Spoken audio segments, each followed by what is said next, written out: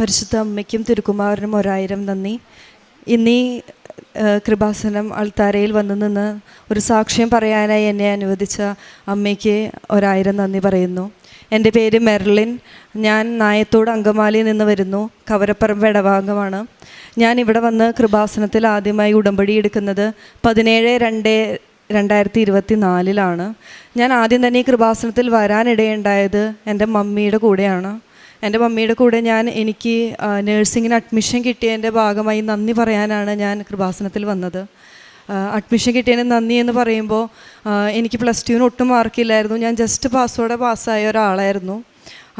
എനിക്ക് നേഴ്സിങ്ങിന് പഠിക്കാൻ പോകണമെന്ന് പറഞ്ഞപ്പോൾ നാട്ടിൽ നേഴ്സിംഗ് പഠിക്കാനാണ് നല്ലത് എന്നും നാട്ടിൽ പഠിച്ചാൽ മതി എന്നായിരുന്നു വീട്ടിൽ പറഞ്ഞത്.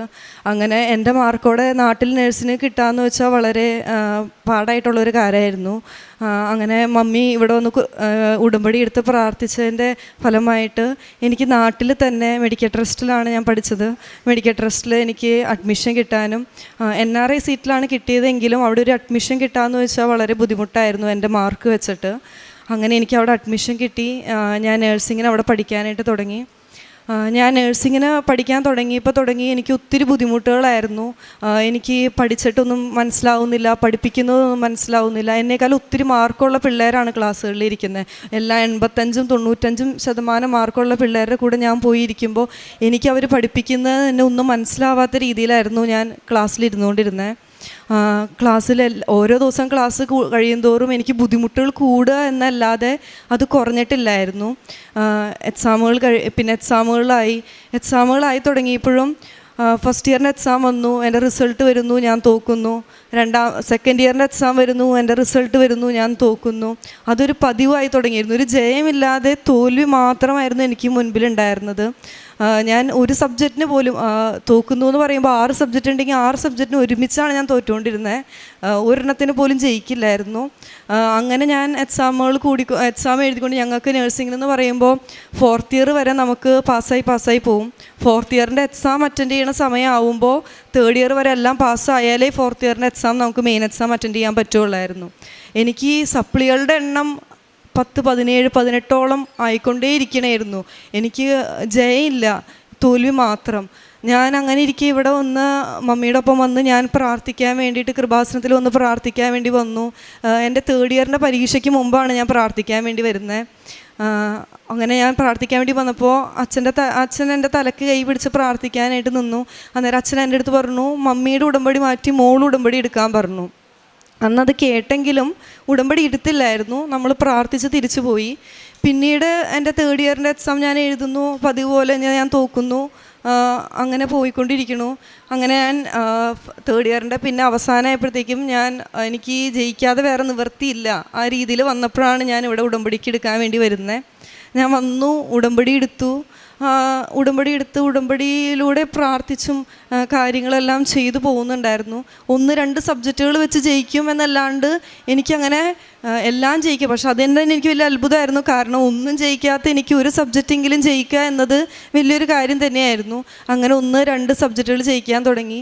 പിന്നെ 4th ഇയറിൻ്റെ മെയിൻ എക്സാം ആയി കഴിഞ്ഞപ്പോൾ എൻ്റെ കൂടെ പഠിച്ച പിള്ളേരുടെ ഒപ്പം എക്സാം അറ്റൻഡ് ചെയ്യാൻ എനിക്ക് പറ്റില്ലായിരുന്നു. കാരണം എനിക്ക് അപ്പോഴും ഫെയിലിയർ ഉള്ള കാരണം എനിക്ക് അറ്റൻഡ് ചെയ്യാൻ പറ്റില്ല. പക്ഷേ അത്ഭുതം എന്നുള്ള രീതിയിൽ ആ സമയമായപ്പോഴത്തേക്ക് എനിക്ക് 3-4 സബ്ജക്റ്റും കൂടി ക്ലിയർ ആയാൽ മതി എനിക്ക് അറ്റൻഡ് ചെയ്യാൻ വേണ്ടിയിട്ട്. ഈ 3-4 സബ്ജക്റ്റ് എന്ന് പറയുന്നത് 16-17 സബ്ജക്റ്റിൽ നിന്നാണ് 3-4 സബ്ജക്റ്റിലേക്ക് ഞാൻ എത്തി നിൽക്കണേ. എൻ്റെ 1 വർഷം ഞാൻ ഇരുന്ന് പഠിക്കേണ്ട അവസ്ഥയിലായിരുന്നു. ഞാൻ ആ സമയങ്ങളിൽ ഇവിടെ വന്ന് പ്രാർത്ഥിക്കുന്നുണ്ടെങ്കിലും എൻ്റെ പ്രാർത്ഥന അച്ഛൻ പറയുന്ന രീതിയിൽ നല്ല രീതിയിൽ കൃപാസനത്തിൽ ഉടമ്പടി പ്രകാരമായിരുന്നില്ല. അതിൻ്റെ ആയിരുന്നു എൻ്റെ ഈ ലാഗ് ആയിക്കൊണ്ടിരുന്നതും. എനിക്ക് തന്നെ ഒരു തോന്നൽ വന്നിരുന്നു.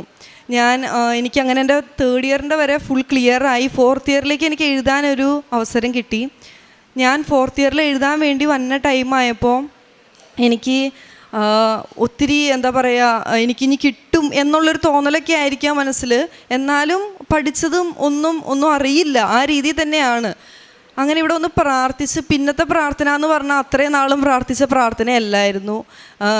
പള്ളിയിൽ നിന്ന് ഇറങ്ങാതെ പള്ളിയിൽ തന്നെ ഏത് നേരവും പോയി ബൈബിള് കെട്ടിപ്പിടിച്ച് നടന്ന്, കൊന്തയെ കയ്യിൽ പിടിച്ച് നടന്ന്, കാരണം അത്രയും മനസ്സിൽ വിഷമം കൊണ്ടാണ് നമ്മൾ പ്രാർത്ഥിക്കുന്നത്. അപ്പം നമുക്ക് മനസ്സിലാവുന്ന കാര്യം എന്താ വെച്ചാൽ അത്രയും നാൾ ഞാൻ പ്രാർത്ഥിച്ചത് ഒരു പ്രാർത്ഥനയല്ലായിരുന്നു. കാരണം എല്ലാവരും പ്രാർത്ഥിക്കുന്ന പോലെ ഒരു പ്രാർത്ഥനയായിരുന്നു. ഉടമ്പടിയിലൂടെ നമ്മൾ പ്രാർത്ഥിക്കുന്ന ഒരു പ്രാർത്ഥനയല്ലായിരുന്നു. എന്ന് ഞാൻ ആ ഉടമ്പടി പ്രാർത്ഥന മര്യാദയ്ക്കായി തുടങ്ങിയോ അന്നാണ് എനിക്ക് മര്യാദയ്ക്കുള്ള വിജയം കണ്ടു തുടങ്ങിയത്. എനിക്ക് 4th ഇയറിന് അങ്ങനെ ഞാൻ മെയിൻ എക്സാം അറ്റൻഡ് ചെയ്തു. 4 സബ്ജക്റ്റായിരുന്നു ഞങ്ങൾക്ക് 4th ഇയറിന്. ഞാൻ പ്രതീക്ഷിച്ചത് എനിക്ക് 3 ജയിക്കും, 1 പോവും, അതായിരുന്നു എൻ്റെ പ്രതീക്ഷ. പക്ഷേ നേരെ തിരിച്ചായിരുന്നു. 1 മാത്രം കിട്ടിയിട്ട് 3 പോവുകയാണ് ചെയ്തത്. അപ്പം ഞാൻ ഇവിടെ വന്ന് കൂടുതൽ പ്രാർത്ഥിച്ച് കൂടുതൽ ഒരുങ്ങി ഞാൻ ധ്യാനത്തിന് പോയി. പിന്നത്തെ ഒരു എക്സാം അറ്റൻഡ് ചെയ്യണേക്കാളും മുമ്പ് എനിക്കൊരു ധ്യാനം കൂടണം, എനിക്ക് കുമ്പസാരിച്ച് ഒരുങ്ങണം. അത്രയും നാളെ എഴുതിയതിനേക്കാൾ വ്യത്യസ്തമായി ആയിരിക്കണം ഇനി എൻ്റെ എക്സാം. കാരണം ഇനി എനിക്കൊരു അവസരം ഇല്ല. എൻ്റെ കൂടെ പഠിച്ചവരൊക്കെ പുറത്തേക്ക് പോകാനും ജോലിക്ക് കയറാനൊക്കെ തുടങ്ങി. നമ്മളിങ്ങനെ ജൂനിയേഴ്സിൻ്റെ കൂടെ എഴുതി മനസ്സിന് തന്നെ ഭയങ്കര മടുപ്പ് വന്നു തുടങ്ങി. നിർത്തിപ്പോയാലോ, ഇനി പഠിക്കണോ എന്നുള്ള ചിന്തയൊക്കെ മനസ്സിൽ വന്നു. പക്ഷേ നിർത്തിയാലും വേറെ വകുപ്പില്ലാത്തത് കൊണ്ടും ഇയർ അത്രയും പോയേക്കണതുകൊണ്ടും അതിനകത്ത് തന്നെ നിൽക്കാം എന്നുള്ളൊരു ചിന്തയിലാണ് ഞാൻ നിന്നത്. ഞാൻ പഠിച്ചു, ഞാൻ പ്രാർത്ഥിച്ചു, ഞാൻ ധ്യാനങ്ങൾ കൂടി. എൻ്റെ എക്സാമിന് മുൻപ് ഞാൻ ധ്യാനം കൂടി ഒരുങ്ങി കുമ്പസാരിച്ച് ആണ് ഞാൻ എക്സാം അറ്റൻഡ് ചെയ്യാൻ വേണ്ടി പോകുന്നത്. എൻ്റെ എക്സാം അറ്റൻഡ് ചെയ്യാൻ വേണ്ടി പോകുമ്പോൾ അത്രയും നാൾ എക്സാം എഴുതിയതിനേക്കാൾ വ്യത്യസ്തമായി ഞങ്ങൾക്ക് എക്സാം ഹോളിൽ കയറുമ്പോഴെന്ന് വെച്ച് കഴിഞ്ഞാൽ നമ്മുടെ കയ്യിൽ ഫുൾ ചെക്ക് ചെയ്തിട്ട് നമ്മൾ അകത്തേക്ക് കയറ്റുള്ളൂ. ഒരു റബ്ബർ ബാൻഡ് പോലും പെൻസിലും പേനയുമേ ചെറ്റിയേക്കാണെങ്കിൽ അവർ അതുവരെ പൊട്ടിച്ച് കളയും. അങ്ങനെയാണ് നമ്മൾ എക്സാമിന് കയറ്റുള്ളൂ. അങ്ങനെ ഇരിക്കെ ഉപ്പും കാശ് രൂപമൊക്കെ കയറ്റാമെന്ന് വെച്ചാൽ അത് നമുക്ക് ചിന്തിക്കാൻ കൂടി പറ്റില്ല. അത് നഴ്സിംഗ് പഠിച്ച പിള്ളേർക്ക് മനസ്സിലാവും അത് എങ്ങനെയാണെന്നുള്ളത്. ഞാൻ എൻ്റെ പേനയുടെ ഒരു അടപ്പിലായിരുന്നു ഞാൻ ഈ കൃപാസന ഉപ്പ് ഞാൻ കൊണ്ടുപോയിക്കൊണ്ടിരുന്നത്. ഞാനത് കൊണ്ടുപോയി ഞാൻ ആരും കാണാതെ എക്സാമിനിരിക്കുന്ന സമയത്ത് ടീച്ചർമാരെല്ലാവരെയും ശ്രദ്ധ എന്ന് വെച്ചാൽ അവർ സമ്മതിക്കില്ല അതിന്. നമ്മളെ അപ്പം തന്നെ പുറത്തേക്ക് ഇറക്കും. പിന്നെ അത് എക്സാം എഴുതാൻ പറ്റാത്തൊരവസ്ഥയിലാവും. അങ്ങനെ എന്തെങ്കിലും സാധനങ്ങൾ പറയാത്തത് അലൗഡ് കയറ്റി കഴിഞ്ഞ് കഴിഞ്ഞാൽ ഞാൻ ആരും കാണാതെ ഒരു വിശ്വാസ പ്രമാണമൊക്കെ ചൊല്ലി ആ ഹോളിൽ ഇട്ട് ഞാൻ ഇരിക്കുന്ന ടേബിളുമേയും ഉപ്പും വിതറി ഞാൻ അതിൻ്റെ വായയിലിട്ടാണ് ഞാൻ എക്സാം എഴുതാൻ വേണ്ടി ഇരുന്നത്. പക്ഷേ എനിക്ക് അങ്ങനെ എക്സാമിൻ്റെ ഒരു ക്വസ്റ്റ്യൻ പേപ്പർ കിട്ടിക്കഴിഞ്ഞ് കഴിഞ്ഞപ്പോൾ എനിക്കറിയണം ഒരു ക്വസ്റ്റ്യനും അതിനകത്തില്ല എന്നുള്ള രീതിയിലായിരുന്നു എൻ്റെ ക്വസ്റ്റ്യൻ പേപ്പർ. പിന്നെ ആകെ ഒരു വിശ്വാസമാണ്, മാതാവിനോടുള്ളൊരു വിശ്വാസത്തിൽ മാത്രമാണ് ഞാൻ എക്സാം എഴുതിയത്. ആ എക്സാം എല്ലാം എഴുതി കഴിഞ്ഞ് വരുമ്പോഴും വീട്ടിലൊക്കെ എത്രയൊക്കെ കുഴപ്പമുണ്ടായില്ല എന്ന് പറയുമെങ്കിൽ എൻ്റെ മനസ്സിൽ 100% ഉറപ്പായിരുന്നു മാതാവ് ഒരു അത്ഭുതം പ്രവർത്തിക്കാതെ ഞാനത് ജയിക്കില്ല എന്നുള്ളത്. ഞാൻ അത്രയും പ്രാർത്ഥിച്ചിരുന്നു. ഒത്തിരി വിഷമത്തോടെ നമ്മൾ മനസ്സൊരുക്കി പ്രാർത്ഥിച്ച വിളി കേൾക്കണ മാതാവായിരുന്നു. മാതാവിൻ്റെ വിളി കേട്ടു. ഞാൻ ഇവിടെ വന്ന് എൻ്റെ എക്സാം കഴിഞ്ഞതിന് ശേഷം ഞാൻ ഉടമ്പടി പുതുക്കാൻ വേണ്ടി വരേണ്ടായി. ഞാൻ ഉടമ്പടി പുതുക്കി കഴിഞ്ഞ് ഞങ്ങളിവിടെ നമ്മൾ മാതാവിനെയൊക്കെ എടുത്ത് നടന്ന് ഇവിടെ വന്ന് പ്രാർത്ഥിക്കണ സമയത്ത് ലോട്ടിടുന്ന സമയത്ത് ഞാൻ എൻ്റെ മനസ്സിൽ വിചാരിച്ചായിരുന്നു, മാതാവേ നീ എന്നെ ജയിപ്പിക്കുമെന്നാണ് പറയണേ എങ്കിൽ നീ ആയിരിക്കണം എൻ്റെ കയ്യിൽ എനിക്ക് പിടിക്കാൻ റാലി നടക്കുമ്പോൾ എനിക്ക് കിട്ടണ്ടേ എന്ന് പ്രാർത്ഥിച്ചിരുന്നു. അത്രയും നാളൊന്നും ഞാനത് എടുക്കുമ്പോഴൊന്നും എൻ്റെ മനസ്സിൽ അങ്ങനെ ഒരു ആഗ്രഹമേ ഇല്ലായിരുന്നു. ആ തവണ എടുത്തപ്പോൾ എനിക്ക് കൃത്യമായി കിട്ടിയത് മാതാവിനെ തന്നെയായിരുന്നു. അന്ന് എൻ്റെ റിസൾട്ട് വന്നോ ഇല്ലയോ ഒന്നുമില്ല, എനിക്ക് അപ്പോഴേ ഉറപ്പായിരുന്നു ഞാൻ ഇനി ജയിക്കും. അതിന് ഞാൻ എഴുതിയേക്കണതിലല്ല, മാതാവിൻ്റെ ഒരു അനുഗ്രഹം കൊണ്ട് മാത്രം ഞാനത് ജയിക്കുമെന്ന് എനിക്ക് ഉറപ്പായിരുന്നു. അങ്ങനെ ഫെബ്രുവരി മാസം അവസാനം എൻ്റെ റിസൾട്ട് വന്നു. ഞാൻ അങ്ങനെ ഫൈനൽ ഇയർ ഫുള്ളി പാസ്സായി. അങ്ങനെ എൻ്റെ നഴ്സിംഗ് ഇത് കംപ്ലീറ്റ് ചെയ്തു. അതിനുശേഷം നമ്മൾ പഠിക്കുന്ന സമയത്ത് തന്നെ നമുക്ക് ആഗ്രഹമായിരുന്നു നല്ലൊരു ഹോസ്പിറ്റലിൽ കയറണം. എനിക്ക് രാജഗിരി ഹോസ്പിറ്റലിൽ ട്രെയിനായിട്ട് കയറണം എന്നായിരുന്നു എൻ്റെ ആഗ്രഹം. പക്ഷേ ഇത്രയും നാളത്തെ ഇയർ ഗ്യാപ്പും കാര്യങ്ങളും വെച്ച് അതും പോസിബിൾ അല്ലായിരുന്നു. കാരണം അത്രയും ഗ്യാപ്പിലും ട്രെയിനായിട്ട് കയറുമ്പോഴും നമുക്ക് വേറെ ചെറിയ ഹോസ്പിറ്റലുകളിൽ കയറിയിട്ടേ പറ്റുള്ളൂ. പക്ഷെ മനസ്സിൽ അങ്ങനെ ഒരു ആഗ്രഹം ഉണ്ടെങ്കിൽ ഞാൻ ഉടമ്പടിയിലൊന്നും അത് വെച്ചിട്ടില്ലായിരുന്നു. പക്ഷെ മാതാവ് നമ്മുടെ ആഗ്രഹം കാണും എന്ന് പറയുന്നത് മാതിരി എനിക്ക് എൻ്റെ എക്സാം എല്ലാം കഴിഞ്ഞിരിക്കെ എനിക്ക് ഒരു ചെവിക്കൊരു ബുദ്ധിമുട്ട് വേദനകളും വന്നൊരു കുരു പോലെ വന്ന് ഞാൻ എൻ്റെ അങ്കമാലിൽ അവിടെയുള്ള രാജഗിരിയിൽ ഞാനൊരു ഡോക്ടറെ കാണാൻ പോയിരുന്നു.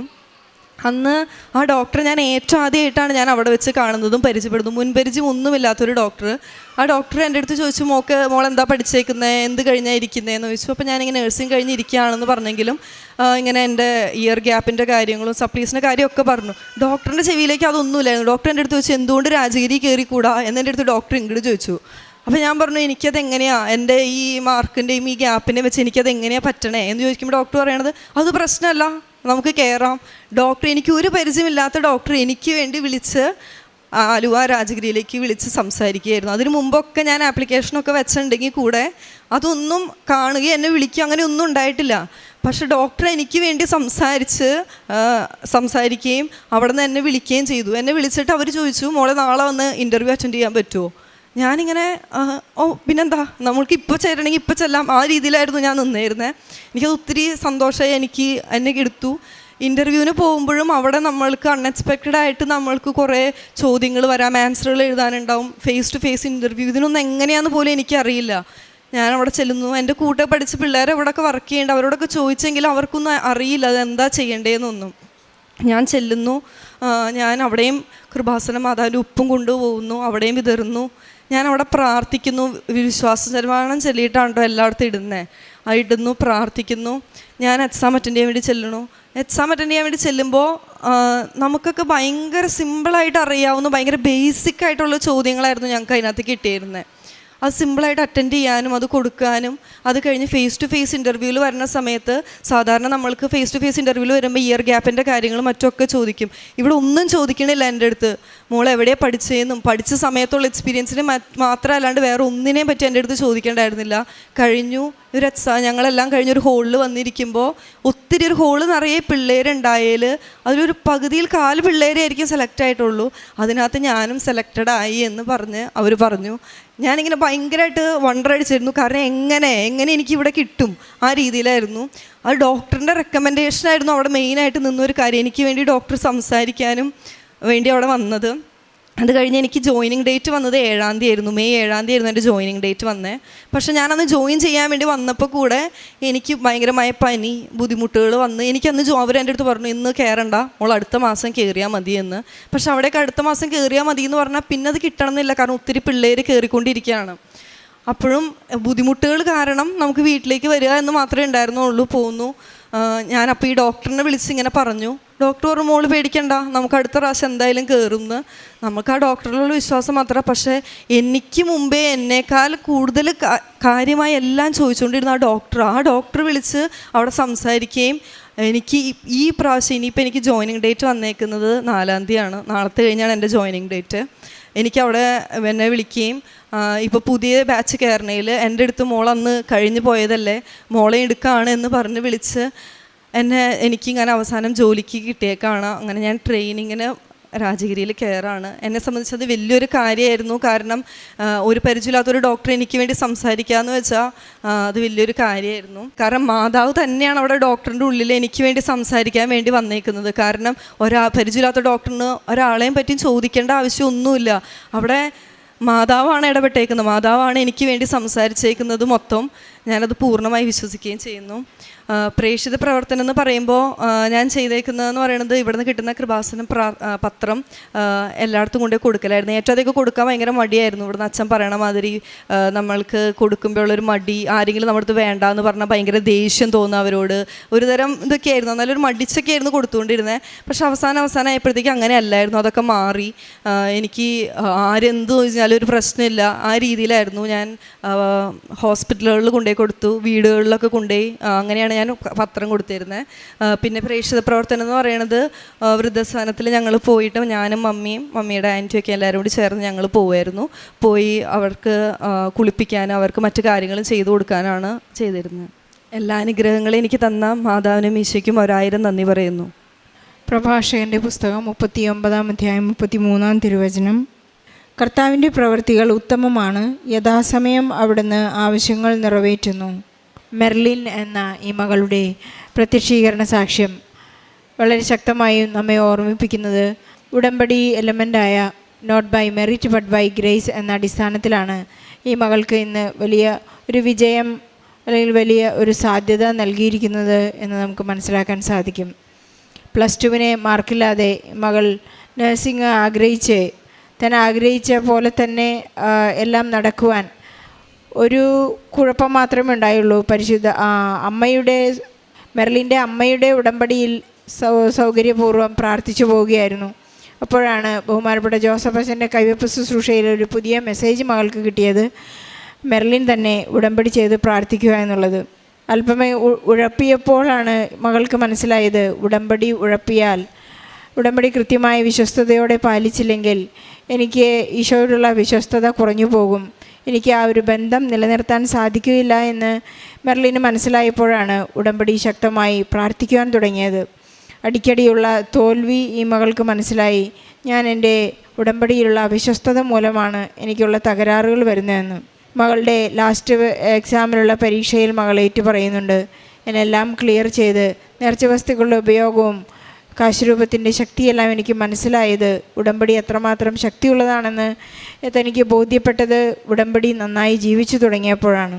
താൻ ആഗ്രഹിച്ച ഒരു റെപ്യൂട്ടഡ് ഇൻസ്റ്റിറ്റ്യൂഷനിൽ തന്നെ, ഹോസ്പിറ്റലിൽ തന്നെ ജോലി ലഭിക്കുവാനും അതിനുവേണ്ടി പരിശുദ്ധ അമ്മ കടന്നുപോയ വഴികളെക്കുറിച്ചെല്ലാം ഈ മകൾ ഏറ്റുപറയുകയായിരുന്നു. ഒരു അപരിചിതനായ ഡോക്ടർ ആ ഹോസ്പിറ്റലിലേക്ക് വിളിച്ചു പറയുകയും തനിക്ക് വീണ്ടും അസാധ്യതകൾ വന്നപ്പോൾ വീണ്ടും റെക്കമെൻഡ് ചെയ്യുകയും, ഇതെല്ലാം പരിശുദ്ധ അമ്മ നടന്നു പോകുന്ന വഴികളാണ്. പരിശുദ്ധ അമ്മയുടെ സാമീപ്യം വളരെ ശക്തമായി അനുഭവിക്കാൻ, സാമീപ്യവും സമയച്ചുരുക്കവും എല്ലാം മകൾക്ക് കൃത്യമായി അനുഭവിക്കുവാനും, എൻ്റെ യോഗ്യത കൊണ്ടല്ല കൃപ കൊണ്ട് മാത്രമാണ് ഞാൻ ഇന്നൊരു നല്ല ഹോസ്പിറ്റലിൽ, ആഗ്രഹിച്ച ഹോസ്പിറ്റലിൽ എക്സ്പീരിയൻസ് കൂടാതെ വലിയ കാഠിന്യമില്ലാത്ത ഒരു ഇൻ്റർവ്യൂ അറ്റൻഡ് ചെയ്തെല്ലാം മകൾക്ക് കയറി ചെല്ലാനുള്ള വലിയ സാധ്യതകൾ ഇന്ന് മകൾക്ക് ലഭിച്ചിരിക്കുകയാണ്. ഇതൊരു ഭൗതിക ആവശ്യമാണെങ്കിലും ഈ ഭൗതിക ആവശ്യത്തിലൂടെ ഈശോ നമുക്ക് നൽകുന്നത് ഒരു ആധ്യാത്മികമായ ഉന്നതിയാണ്. ദൈവഹിതമനുസരിച്ച് ജീവിക്കുവാനുള്ള ഒരു പ്രേരണയാണ് നമുക്ക് ഉടമ്പടിയിലൂടെ ലഭിക്കുന്നത്. ഉടമ്പടി ഉടൻ ആകണമെങ്കിൽ ദൈവത്തിന് പ്രയോറിറ്റി കൊടുക്കണമെന്ന് തന്നെയാണ് ഇന്ന് മെർലിൻ ഈ സാക്ഷ്യത്തിലൂടെ ഏറ്റുപറയുന്നത്. ദൈവസ്നേഹത്തെക്കുറിച്ച് പറയുമ്പോൾ കണ്ടാലും എത്ര വലിയ സ്നേഹമാണ് അവൻ നമ്മോട് കാണിച്ചത്. ഇന്ന് ഓരോരുത്തരും ഇവിടെ വന്ന് സാക്ഷ്യം പറയുമ്പോൾ മെർലിനെ പോലെ ദൈവാനുഭവവും ദൈവസ്നേഹവും വിശ്വാസ പ്രയോഗവും വിശ്വാസ ജീവിതവും എല്ലാം കൂടിച്ചേരുമ്പോഴാണ് അവർക്ക് നിത്യത എന്താണെന്ന് കൃത്യമായി മനസ്സിലാക്കി സാക്ഷ്യങ്ങളിലൂടെ ക്രിസ്തുവിനെ ഏറ്റുപറയാൻ, ഇനി മുതൽ ഞാനല്ല ക്രിസ്തുവാണ് എന്നിൽ ജീവിക്കുന്നതെന്ന് ഏറ്റുപറയാനുള്ള ചങ്കൂറ്റവും ആത്മധൈര്യവും അഭിഷേകവും എല്ലാം ലഭിക്കുന്നത്. നഴ്സിംഗ് ഫീൽഡിലായിരിക്കുന്ന എല്ലാ മക്കളെയും, അതുപോലെ തന്നെ പരീക്ഷാ ബുദ്ധിമുട്ടുള്ള എല്ലാ മക്കളെയും, പരീക്ഷയിൽ തോറ്റുപോകുന്ന മക്കളെയും, സപ്ലിയാൽ വളരെ സങ്കടപ്പെടുന്ന മക്കളുടെ എല്ലാം നിയോഗങ്ങളെ ഈ സാക്ഷ്യത്തോട് ചേർത്ത് വെച്ച് മെർലിന് ലഭിച്ച എല്ലാ അനുഗ്രഹങ്ങൾക്കും ഈശോയ്ക്കും പരിശുദ്ധ അമ്മയ്ക്കും നല്ലൊരു കയ്യടി നൽകി ഈ സാക്ഷ്യം നമുക്ക് സമർപ്പിക്കാം. അത്യപൂർവ ദൈവാനുഭവങ്ങൾ ഇനി നിങ്ങൾക്കും സ്വന്തം.